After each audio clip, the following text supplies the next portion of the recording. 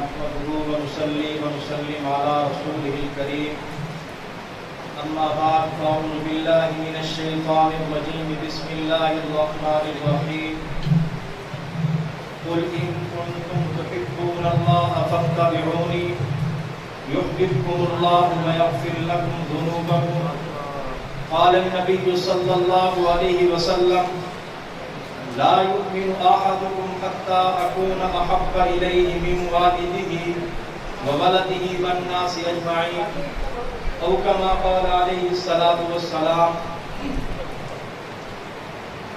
مدینے کے دیوار ادھر جاگتے ہیں، زمین جاگتی ہے، شجر جاگتے ہیں۔ مدینے کے دیوار ادھر جاگتے ہیں، زمین جاگتی ہے، شجر جاگتے ہیں۔ دو عالم کی آنکھوں میں نیند آ گئی، دو عالم کے راہ پر مگر جاگتے ہیں۔ ابھی تک ہے پہرے کی حالت میں دو لوگ، ابھی تک ہے پہرے کی حالت میں دو لوگ، ابھی تک ان کے ہم سفر جاگتے ہیں۔ ناموس محمد عربی پر ہم جان نچھاور کر دیں گے، ناموس محمد عربی پر ہم جان نچھاور کر دیں گے، گر وقت نے ہم سے خون مانگا ہم وقت کا دامن بھر دیں گے۔ واجب الاحترام دوستو بزرگوں، آج اس ماہانہ پروگرام کے اندر ہم سب کو حاضری کا شرف حاصل ہو رہا ہے۔ دعا ہے کہ رب العالمین میری اور آپ کی اس حاضری کو میری اور آپ کی نجات کا ذریعہ بنا دے، اور یقیناً انشاءاللہ ہمیں یقین ہے کہ اس مشن سے بڑھ کر کائنات کے اندر کوئی ایسا مشن نہیں ہے کہ جس کے ذریعے بندے کی نجات ہو سکے۔ یہ وہ واحد مشن ہے ختم نبوت کا کہ جو بھی بندہ اس کے اوپر آئے گا، کام کرے گا، حضور علیہ السلام کی ختم نبوت کا کام کرے گا، تو اللہ رب العزت فرماتے ہیں کہ ہم اس کی ضرور نجات فرمائیں گے۔ میرے دوستو، مولانا سمر عباس صاحب حضور علیہ السلام کی عظمت کی بات کر رہے تھے۔ حضور صلی اللہ علیہ وسلم کی عظمت روز اول سے آیا ہے۔ حضور صلی اللہ علیہ وسلم کی عظمت کو اگر پوچھنا چاہتے ہو، کسی سے سننا چاہتے ہو، تو آج اور ملتان کی سرزمین کے اوپر کلمہ چوک پر سونے والا قبر کا مہمان سید عطا اللہ شاہ بخاری امیر شریعت فرماتے ہیں کہ حضور صلی اللہ علیہ وسلم کی عظمت کو سننا چاہتے ہو، حضور کی عظمت کو پہچاننا چاہتے ہو، فرمایا کہ ساتوں زمین اور ساتوں طبق کو کاغذ بنا دیا جائے، سمندروں کو سیاہی بنا دی جائے اور درختوں کو کلمے بنا دیا جائے، اور فرمایا کہ لکھنے کے لیے انسان نہ ہو، اللہ کے نوری فرشتے نازل ہو جائیں۔ فرمایا حضور کی تاریخ کو لکھنا شروع کر دیں، حضور کی عظمت کو لکھنا شروع کر دیں، حضور کی سیرت کو لکھنا شروع کر دیں۔ فرمایا کہ لکھنے والے اللہ کے فرشتے ہوں، کوئی انسان نہ ہو۔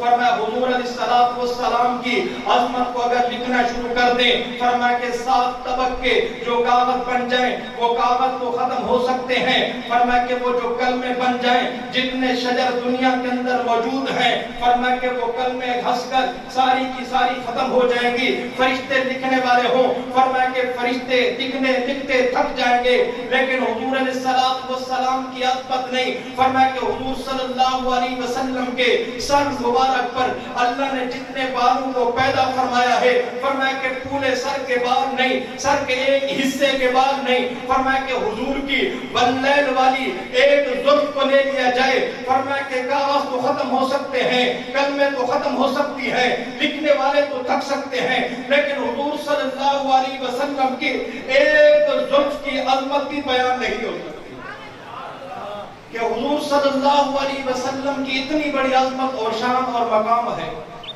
میرے دوستو، آج دنیا کے اندر اس دھرتی کے اوپر ہر جگہ حضور صلی اللہ علیہ وسلم کی اور اصحاب پیغمبر کی گستاخیاں ہو رہی ہیں، توہین رسالت ہو رہی ہے۔ اللہ رب العزت نے 1400 سال پہلے حضور علیہ السلام کے زمانہ کے اندر جب حضور صلی اللہ علیہ وسلم نے اعلان نبوت فرمایا تھا، فران کی چوٹی کے اوپر کھڑے ہو کر حضور نے فرمایا تھا، اپنوں کو ساتھ لیا، غیروں کو ساتھ لیا، سب کو جمع کر کے فرمایا کہ لوگو یا ایھا الناس قولوا لا الہ الا اللہ تفلحون، پڑھ لو کامیاب ہو جاؤ گے۔ اس وقت حضور صلی اللہ علیہ وسلم کو لوگ کیا سے کیا نہیں کیا، لوگوں نے حضور صلی اللہ علیہ وسلم کی توہین کی ہے۔ یہی ابو لہب حضور صلی اللہ علیہ وسلم کی توہین کرتا ہوا نظر آتا ہے۔ رب العالمین نے اپنے پیغمبر صلی اللہ علیہ وسلم کی توہین کو برداشت نہیں کیا۔ یاد رکھو، جس زمانہ کے اندر جس کسی بندے نے کسی نبی کی توہین کی ہے، نمرود کے دور کے اندر نمرود نے اللہ کا دعویٰ کیا ہے، خدائی کا دعویٰ کیا ہے، رب نے برداشت کیا ہے۔ جب یہی نمرود حضرت ابراہیم کی توہین کرتا ہے، اللہ رب العزت حضرت ابراہیم کے ساتھ ہو کر اسے جواب دیتے ہیں۔ اللہ نے اپنے ابراہیم کی توہین کو برداشت نہیں کیا۔ اللہ رب العزت نے فرمایا کہ دیکھو، لوگوں نے میرے ساتھ شرک کیا ہے، یعنی اللہ کا شریک بنایا۔ نمرود نے لوگوں کو کہا کہ مجھے خدا مانو، خدائی کا دعویٰ کیا، کچھ نے مانا کچھ نے نہیں مانا، اللہ نے برداشت کیا۔ لیکن جب اس نے حضرت ابراہیم کی توہین کی ہے، اللہ نے برداشت نہیں کیا، بلکہ نبی کے تحفظ کے لیے اللہ نے برداشت نہیں کیا، بلکہ نبی کا ساتھ دیا اور اس نمرود کو ذلیل و خوار کیا۔ اللہ رب العزت فرماتے ہیں کہ دیکھو، آج بھی اگر کوئی بندہ حضور صلی والسلام کی توہین کرے گا، حضور صلی اللہ علیہ وسلم کی ختم نبوت کو پر حملہ کرے گا، اللہ فرماتے ہیں کہ 1400 سال پہلے اللہ نے اعلان فرما دیا، تبت یدا ابی لہب وتب، کہ ابو لہب تو غرق ہو جا، تو ذلیل و خوار ہو جا۔ اللہ رب العزت نے 1400 سال پہلے اپنے نبی کا تحفظ کر کے، حضور کی ختم نبوت کا تحفظ کر کے، حضور کی جان کا تحفظ کر کے، اللہ نے مجھے اور تجھے یہ بتا دیا کہ میرے نبی کی توہین میں خود بھی برداشت نہیں کر سکتا۔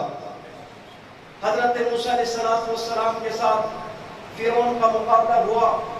فرعون نے حضرت موسیٰ علیہ السلام کا مقابلہ کیا، پہلے خدائی کا دعویٰ کیا، کہا انا ربکم الاعلی، میں خدا ہوں، مجھے خدا مانو، مجھے رب مانو۔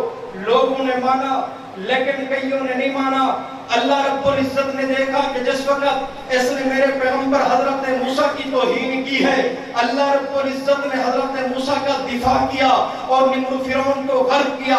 رہتی دنیا تک لوگ اپنے بچوں کا نام موسیٰ تو رکھیں گے، عیسیٰ تو رکھیں گے، نوح تو رکھیں گے، لیکن فرعون کوئی نہیں رکھے گا۔ کیوں؟ کہ اس نے ایک نبی کی توہین کی ہے۔ اللہ رب العزت فرماتے ہیں کہ میں سب کچھ برداشت کر سکتا ہوں، لیکن اپنے نبی کی توہین برداشت نہیں کر سکتا۔ جس طرح خدا اپنے نبی کی توہین برداشت نہیں کر سکتا، اسی طرح مصطفیٰ بھی خدا کی توہین برداشت نہیں کر سکتا۔ یہی ابو لہب ہے، اس کی بیوی ام جمیل، جس وقت حضور صلی اللہ علیہ وسلم کے اوپر ایک وقت آیا کہ وحی کا کچھ عرصہ وحی بند ہو گئی، وحی کا آنا بند ہو گیا۔ اب یہی ام جمیل حضور علیہ السلام کو آ کر کہتی ہے کہ معاذ اللہ، وہ جو آپ پر قرآن آتا تھا، جو فرشتہ وحی لے کر آتا تھا، اب وہ فرشتہ نظر نہیں آتا، وہ قرآن نظر نہیں آتا، تو کہتا تھا کہ میرے اوپر قرآن آتا ہے، وحی آتی ہے۔ معاذ اللہ، اس نے جو جملہ کہا کہ تیرے اوپر وہ جو معاذ اللہ ثم معاذ اللہ شیطان وہی بھیجتا تھا، وہ کہاں گیا ہے؟ اللہ کے نبی صلی اللہ علیہ وسلم نے اللہ رب العزت کی طرف اپنے ہاتھوں کو اٹھایا۔ یہ میرے اور آپ کے ہاتھ نہیں تھے، اللہ کے پاک پیغمبر کے ہاتھ تھے۔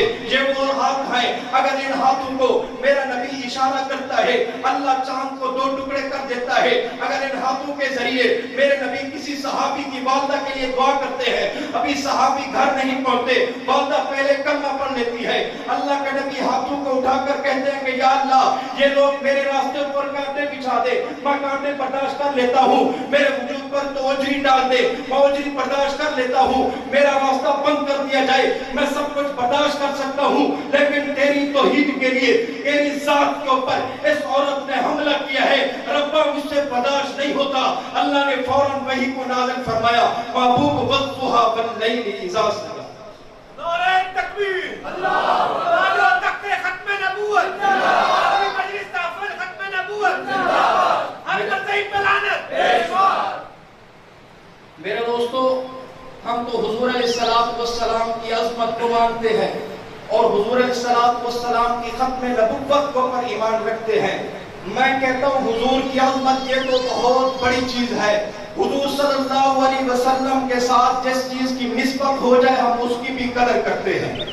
مکہ پہلے مکہ تھا، حضور علیہ الصلوۃ والسلام تشریف لائے، مکہ المکرمہ بنا، مدینہ المنورہ بنا۔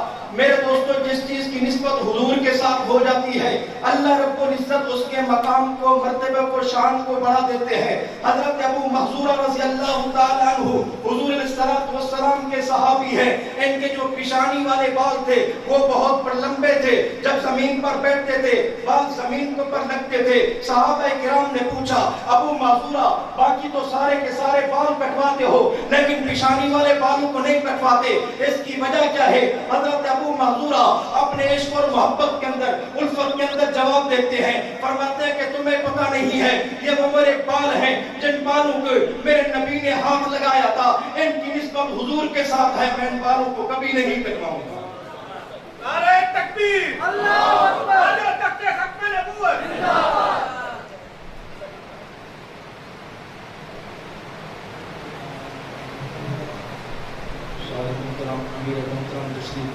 اپنی بات کو ختم کر رہا ہوں تو میرے دوستو اس صحابی نے فرمایا کہ میری ان بالوں کی نسبت، ان بالوں کو حضور علیہ الصلوۃ والسلام کے ہاتھ مبارک لگے ہیں، میں ان کو کبھی نہیں کٹواؤں گا کیونکہ ان کی نسبت حضور کے ساتھ ملی ہے۔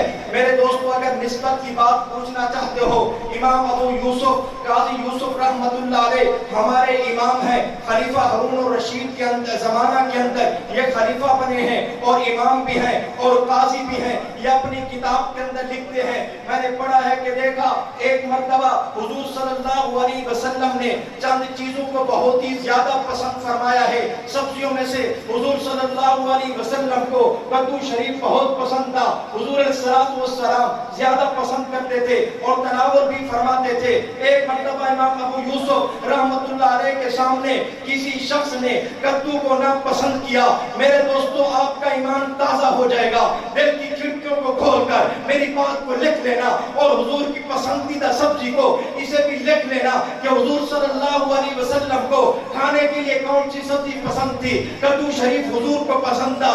ایک بندے نے امام ابو یوسف رحمت اللہ علیہ کے سامنے کدو کو ناپسند کیا، امام صاحب رحمت اللہ علیہ نے فرمایا کہ جدد ایمانہ، اپنے ایمان کی تجدید کرو۔ فرمایا کہنے لگا کہ نہ کروں تو پھر کیا ہوگا؟ فرمایا کہ الا لاقتلنک، اگر تو کلمہ نہیں پڑھے گا میں تجھے قتل کر دوں گا۔